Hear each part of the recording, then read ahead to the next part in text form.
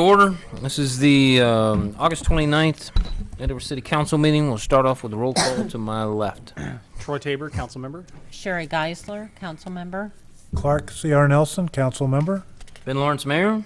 Chris Estes, council member. Caroline Hale, council. Mike Keller, Police Chief.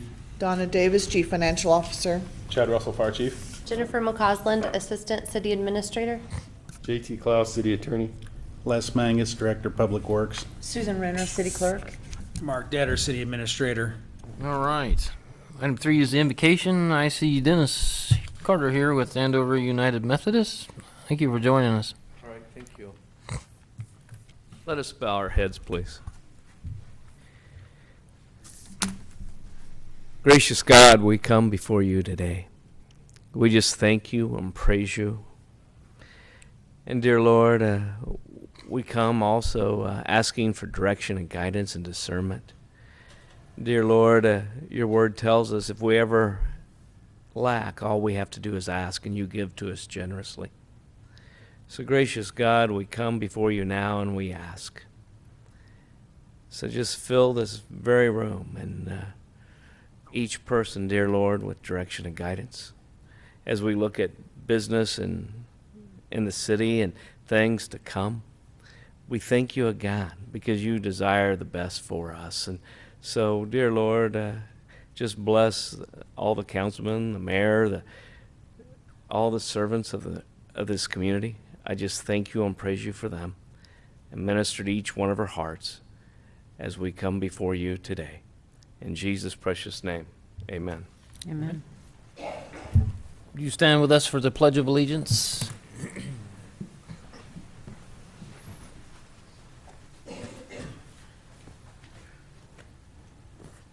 Ready? Begin. I pledge allegiance to the flag Of the United States of America, and to the republic for which it stands, one nation, under God, indivisible, with liberty and justice for all.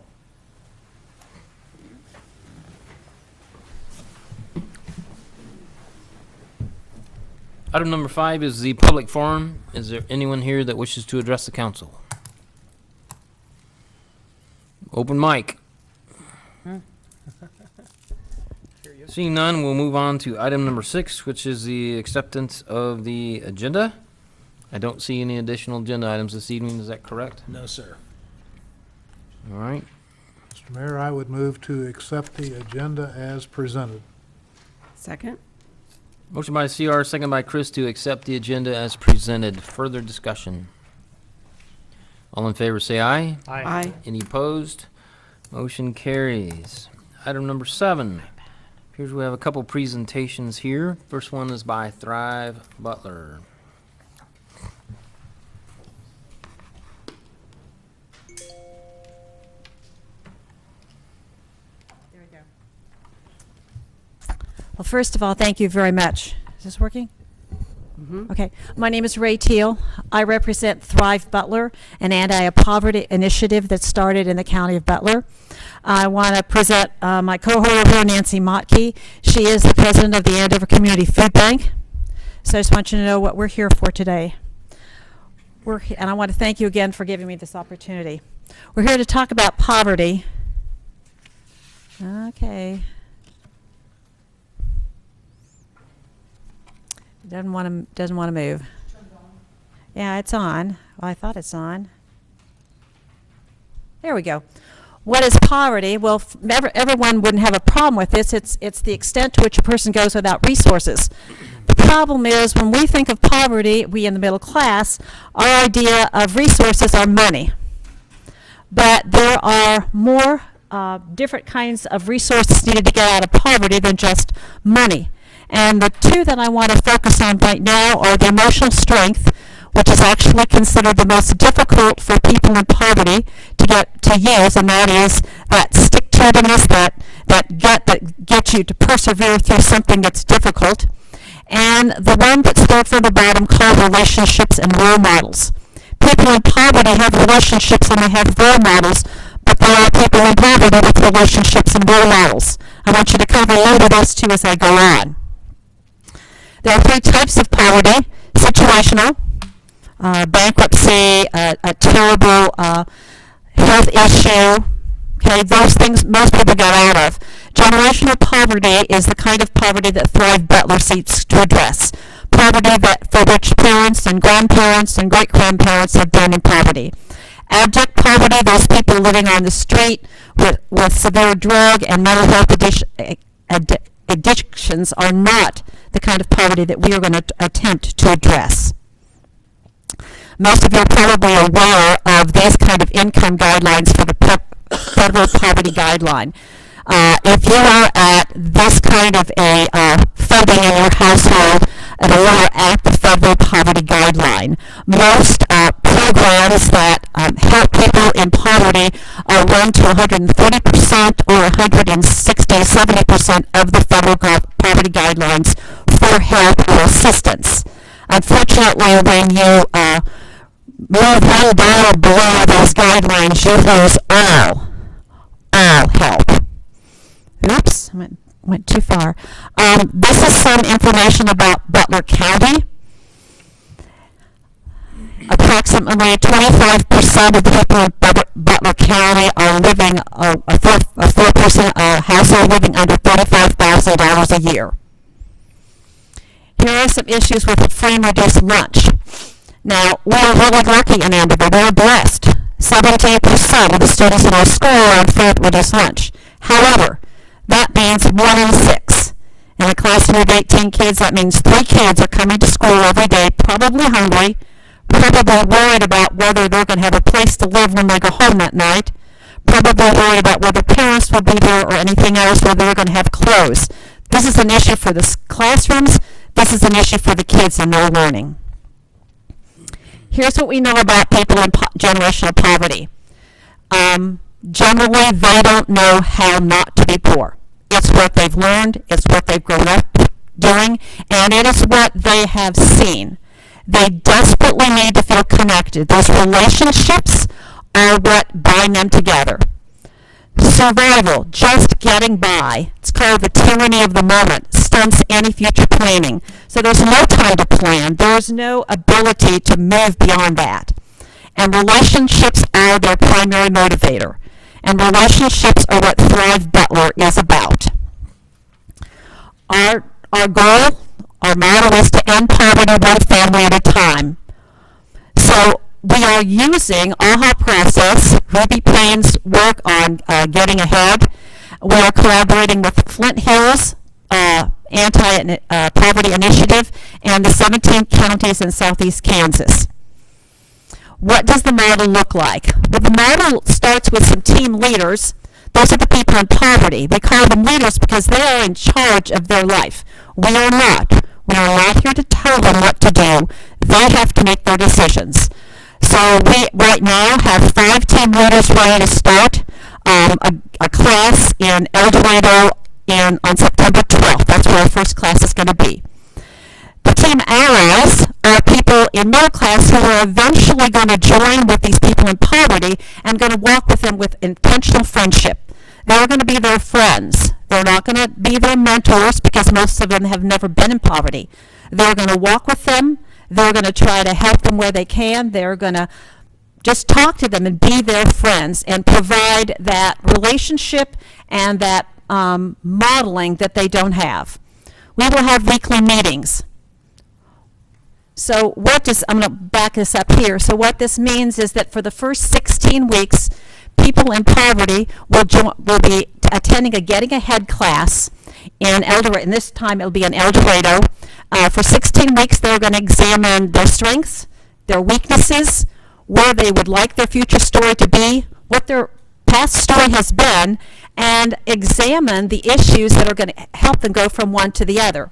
They're also, in that class, going to look at the issues that are, in this case, in the city of El Dorado, as to what issues are keeping them in poverty. What things would they have to advise the city, and then later on the county, that would help them to move out of poverty.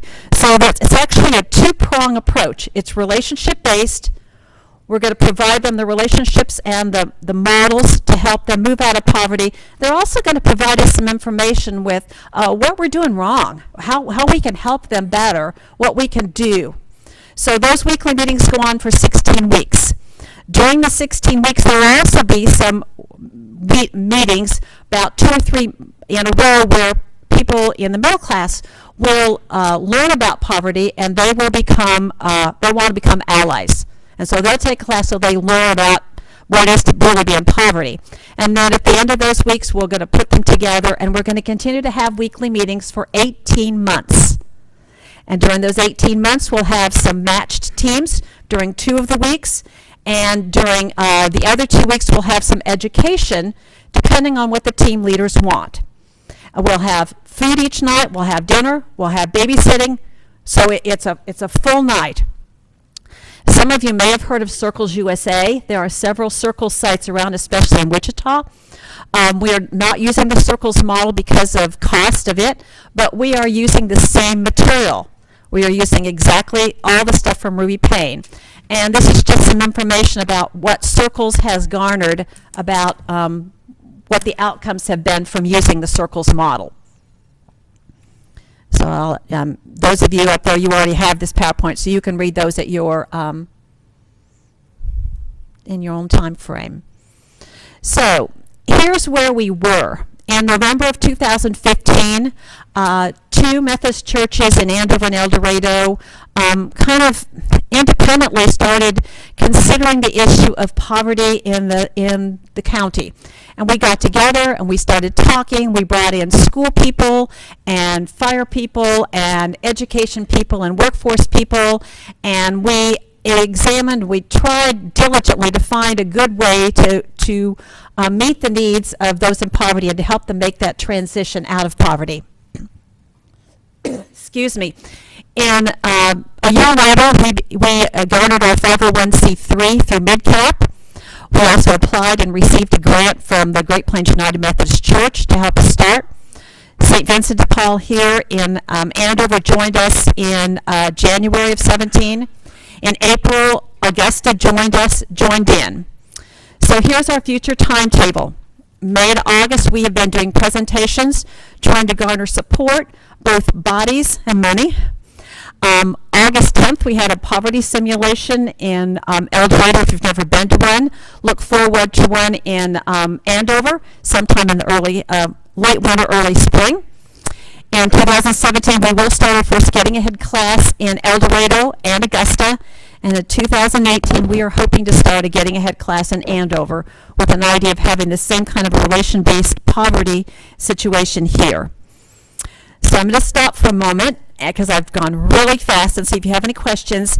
Nance, do you mind handing that? Okay. I have a clipboard here, and if you're interested in being on our mailing list, we have an email blast, a newsletter about once a month. If you're interested in being on that, and I'd like obviously your name, your email address, and your phone number. If you have any other groups that you are a part of that you would like to have us present to and tell them about what we're doing and especially how it goes, I have 5 team leaders ready to start in El Dorado in 2.5 weeks. 2 weeks, and I'm really anxious to do that. So any questions from anyone? Both up there and... Okay. Thank you so very much. I appreciate your time. Thank you.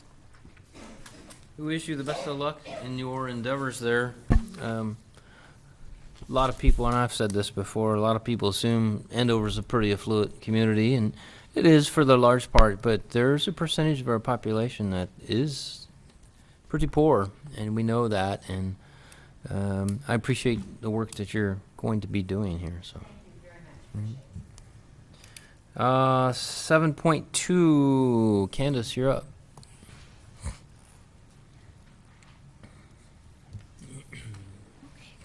Hi, I'm Candace Hunt, and I'm here to talk to you guys about Greater Andover Days. This year it's September 28th through October 1st, and it's our 50th anniversary. So we're celebrating 50 and Fabulous. We're going to have most of the same events as we've had in the years past. The schools and the concert, it's schools in concert, flag retirement ceremony. Our tailgate party will feature the Lucky People Band this year. Parade, craft and business expo, car show, kid fest, hot dog eating contest, kids watermelon eating contest. We'll have turtle races, entertainment throughout the day at the gazebo, a pet show, ice cream social. Our concert Saturday night will feature Big Fat Fun. We'll have a beer garden and fireworks, and there will also be a church service on Sunday morning. Ottaway will be present Thursday through Sunday, and they'll run a $25 wristband special. We'll also have 6 to 7 food vendors present this year. One change we did make is we eliminated our fun run due to low numbers for the past few years. We are going to continue with our counting contest, and the jar will travel around to the different button selling locations the week of GAD. Our buttons will be available for $3 prior to GAD and $5 once the event starts.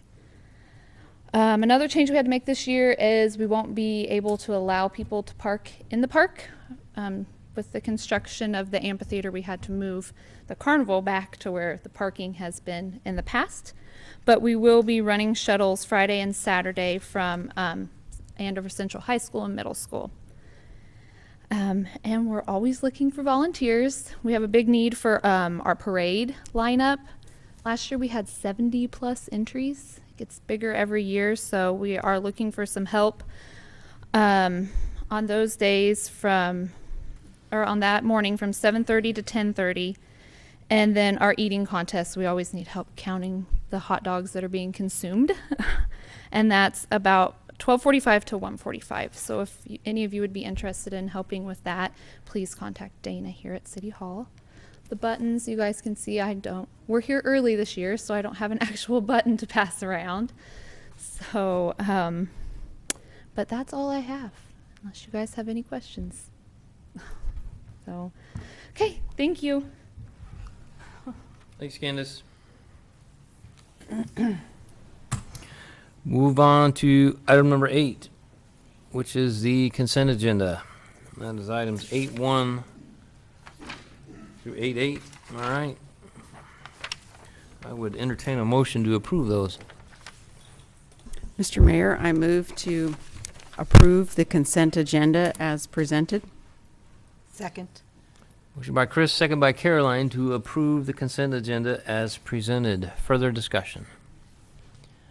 All in favor say aye. Aye. Any opposed? Motion carries. Item number 9. I believe we have a temporary use permit application. Is that correct?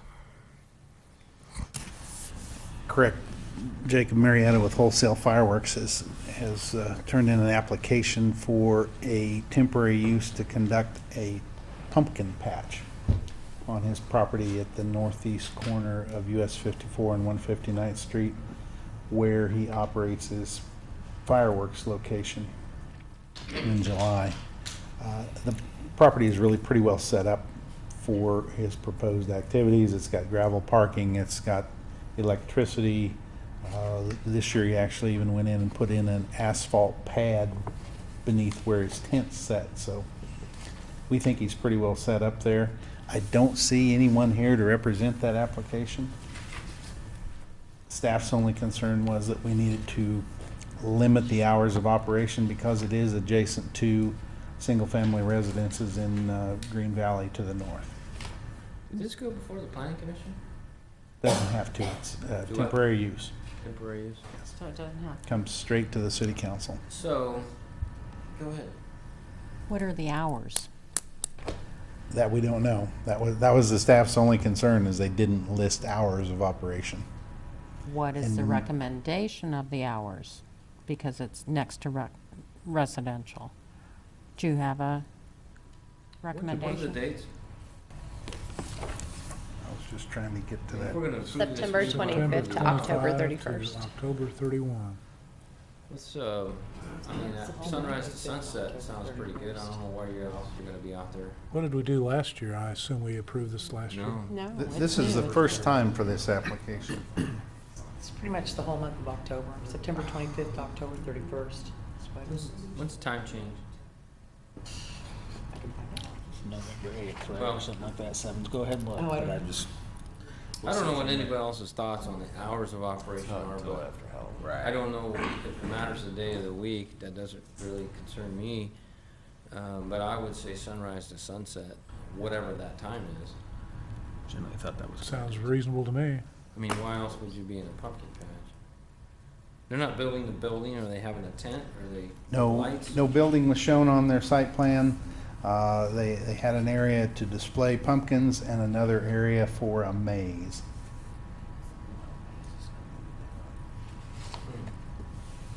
I'm having trouble with my I agenda wonder here, I if they're got gonna keep stuck. that around through Halloween then. Do the 31st. So September Time 25 changes to Sunday, October November 5th. 31. Okay. Saturday, November Well, 25th that is kinda time. rules out my darkness.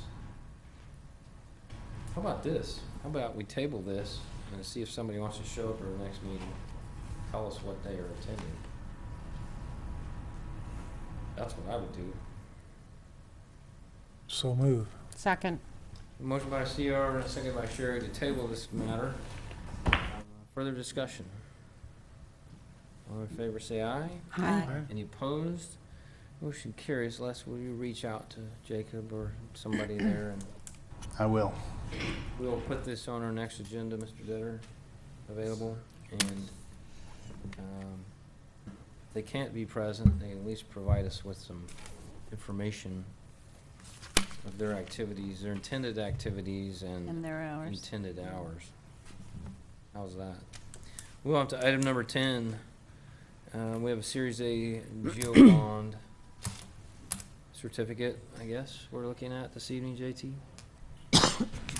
Yeah, Mr. Mayor, council members, what we have here is a certificate of the final costs for 18 different special assessment projects that have been completed in the city over the ensuing last 2 years, some of which have been financed through temporary notes, some of which have been financed through internal procedures, all of which will ultimately be financed with general obligation bonds issued this year, which principal and interest are then special assessed against the properties. The CFO has certified that they are complete, so you need to just, the first step is to accept the certificate of final costs for the Cornerstone 6th edition improvements, Green Valley Greens 12th edition improvements, Cornerstone Office 2nd edition improvements, and the Cornerstone 7th edition. Both phases 1 and phases 2 are all done, and all the final costs are known and are contained in the certificate. I would be delighted to try to answer any questions and would defer to Donna if I can. Mr. Mayor, subject to other comments, I would move to approve the certificate of final costs on the additions just identified in the amount of $3,750,000 for Series A 2017 general obligation bonds. Second. By CR, second by Sherry to approve the certificate of final costs as presented. Further discussion? All in favor say aye. Aye. Any opposed? Motion carries. 10.2 is the resolution. Yes, and just to remind you, Mr. Mayor, so what this will do is this will call the public hearing so that everybody will be mailed a notice of what their special assessments will be for the next 20 years. I bring this up because it's been a while since we've done this in the city of Andover. And inevitably, there's someone who's moved here from Illinois who doesn't understand this is how we do business, so I wanted to steel you for that and prepare you for that. I assure you the city has done everything it can by way of development agreements and otherwise to make sure through their real estate work or through the title company and certainly with the Register of Deeds that everybody has constructive notice of these specials. But there's a lot of them. And they're a pretty significant tax to a lot of people, some of whom may have been living in their home for as long as 2 years now, not knowing that this is coming, only of course they did know and they were told, and I want to assure you that we've done everything we can. It's just that this is the resolution that will call that public hearing and invite anyone who wants to discuss their special assessments to come visit with you about it. The hearing would be set for September 26th. 2017. I bring it up again to remind the general public that these were asked for. To be very clear, this isn't something that you've done.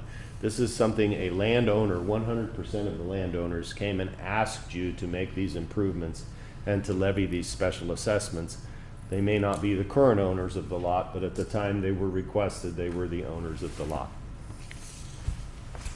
Mayor, I'll make a motion to approve as presented. Second. Motion by Sherry, second by Chris to approve the resolution as presented, calling the public hearing on September 26th, 2017. Further discussion? All in favor, say aye. Aye. Any opposed? Motion carries. Item number 11. Mr. Mayor, we have a request from JG Partners, the developer at Prairie Point at Cornerstone, to allow that developer to go out and negotiate improvements with a specific contractor. You know, there are many times, obviously, when we have these improvements that the city goes to bid and takes different bids. This contractor, or excuse me, this developer feels like due to time issues and other things, they want to get this on track without going through that process. The developer is taking 100% of the cost of the improvements to spread across the 52 or so lots that they have platted. We have representatives from Ruggles and Baum, if there are any questions here tonight, but I think we discussed this briefly last night, and I know we've done this in the past, but if there's any other questions, staff or the representatives from Ruggles, Baum will be glad to talk to you. What's your pleasure, council? I have a comment or question. We discussed this last night, and it was my understanding that these are the owners of these properties. They are going to continue to own and rent it out? That's my belief, but Yeah. we're not for sure.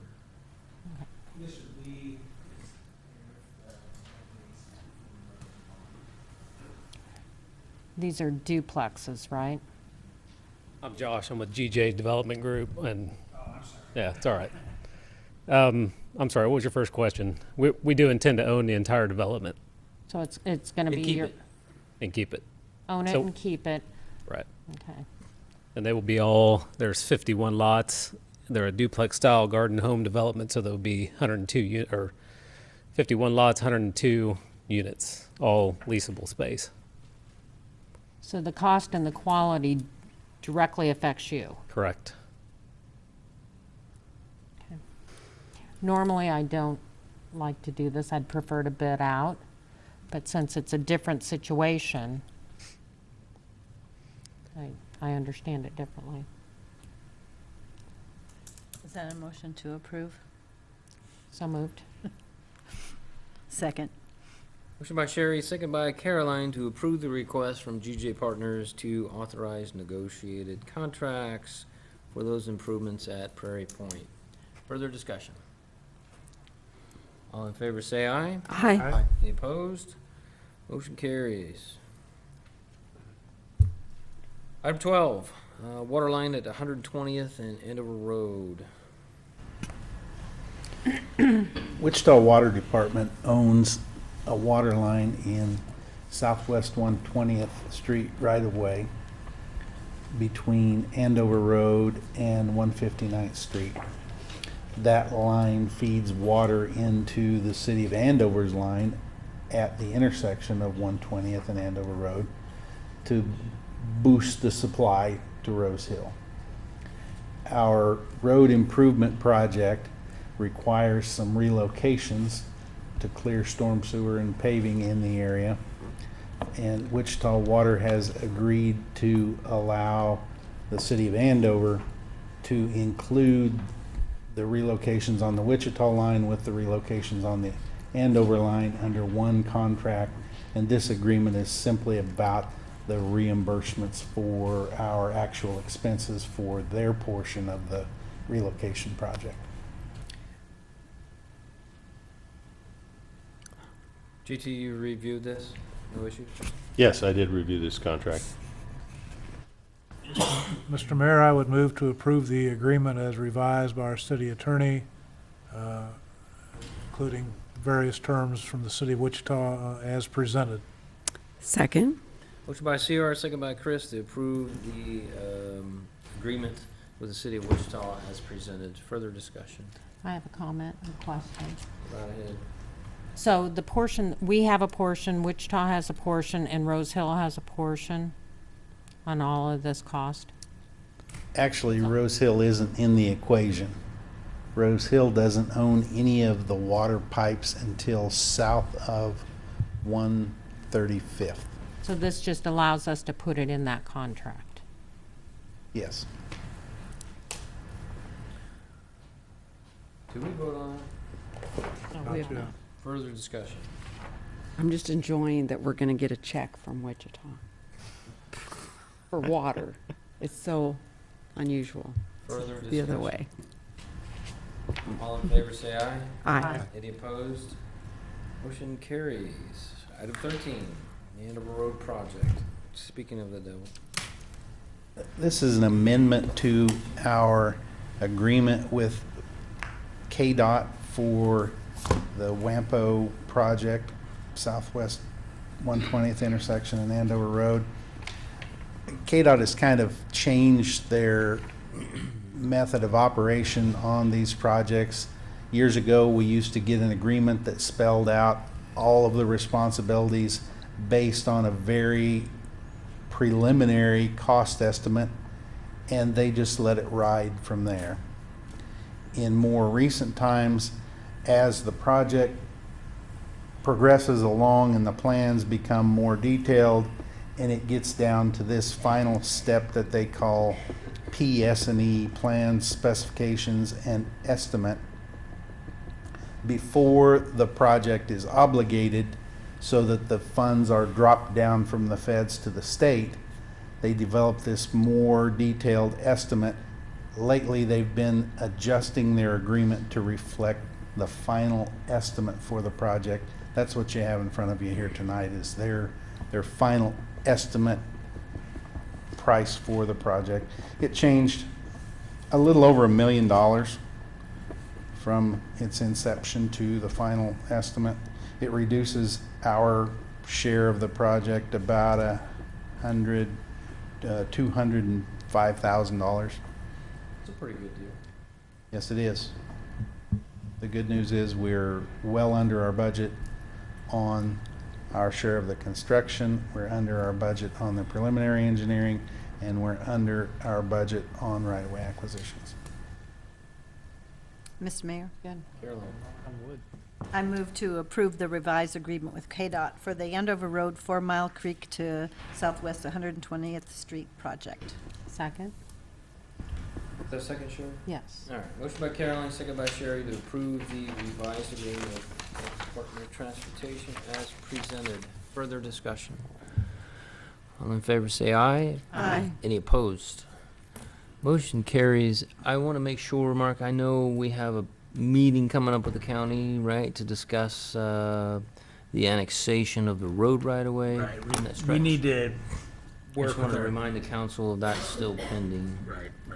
We need to work with our city attorney on that, but yes, that's still our intent. Intention. Okay. Item 14. What you have before you here is a motor fuel prepay ordinance. I know a couple meetings ago, we got into discussion about this, about gas runoffs. Chief, you brought that to our attention, and we came up with an alternative to this that decriminalized gas runoffs, which was a little odd, but I think we're back to square one here. I will tell you that I had a discussion with at least the local manager. While their company will still hold an official position of not requiring prepay, that they will adhere to it if we passed a subsequent ordinance, and that it's done all over where they have locations at. And I asked if they wanted to have a company spokesperson come present any type of presentation or a rebuttal to what we're considering here, and they declined. So, of course, this doesn't just apply to them. It's a universal application here we're talking about, but I think this is what we decided to come back with, and it's here before you this evening. Mr. Mayor, I very much support this ordinance going to the prepay. So I would like to move that we adopt the proposed motor fuel dispensing ordinance, adding the subsection F to Chapter 13, Article 1, Section 13-102 of the Code of the City of Andover, requiring persons or businesses engaged in the dispensing of motor fuel to require pre-approval or prepayment. Second. Motion by Chris, second by Sherry to approve the ordinance modifying the Uniform Public Offensive Code as presented. Further discussion? If we pass this, can we disclose? Just curious, because Disclose Clark what? had asked. Clark had asked before who it was. I just said who it Evening, you was. mean? No, last meeting. I don't, That was I being don't let believe that go. that's correct on the bench. Do we have a second? Yes, we have a second. Give a second. Further discussion? All in favor say aye. Aye. Any opposed? Aye. Motion carries 5-1. Moving on to item 15, light pole banners. This agreement with Westar just initiates the process to allow the city of Andover to place banners on the new light poles up and down Andover Road between 13th Street and US 54. It's a very simple agreement, explains some liabilities, some responsibilities, and gives some limits as to what can be placed size-wise on those poles. We think it's a great agreement. From here, we'll look forward to developing a set of banners and purchasing those as an aesthetic improvement. Just, although obviously we don't have any prices, the money from this, we're budgeting money for streetscaping, and we thought it'd be appropriate to take the money for the banners from that streetscaping line item. That's fine. I think it'd also be appropriate to run those through your Parks Committee. Right. Approval. Council, what do you want to do here? I will move to approve the pole agreement with an attached application with Westar in order to allow brackets and banners to be installed on light poles along Andover Road between US 54 and 13th Street. Second. Motion by Caroline, second by Chris to approve the agreement as presented. Further discussion? Mr. Mayor, Yes. just a point of stress, I think, and tell me if I read this wrong, but my understanding is part of the agreement that you cannot put any banner that would represent a business, correct? That can't be any kind of a for-profit business that's Why would we do that? on it. Isn't that part of the agreement? I felt like that was what I read. I don't believe so. I don't think they put a limit on the message. We wouldn't typically, I mean, in, Holiday. yeah, Holiday Andover. Well, I mean, I know Yeah, what we would do, but I didn't think we could just turn around and I doubt they want Butler REC on their pole. I would say that. It's just like we've been through Well, I would before. amend that we can only put Butler. I'm kidding. Okay. Well, I guess I didn't read that right. Huh. Nothing else. Further discussion? All in favor, say aye. Aye. Any opposed? Motion carries. Item 16. Chief, you're up. Yes, I'm very excited to bring an announcement to you this evening. You remember a few months ago I came to you and asked for permission to have your Fire Lieutenant Dennis Smith submit an application to the FEMA for a SAFER grant. SAFER grants exist to help pay for personnel for fire departments. And I'm very excited to announce that we have been selected for a SAFER grant. The SAFER grant would pay $120,000 over 4 years to help us recruit and retain volunteer members for our fire department. As you know, we're a combination department, so we have full-time career members. We have a few part-timers that help cover vacation and sick time and training time. And then we have a cadre of volunteers that are really our backbone, and they help us every day, and especially when we have incidents. And this will hopefully help us recruit and retain volunteers for our fire department. What questions do you have for me? Good job.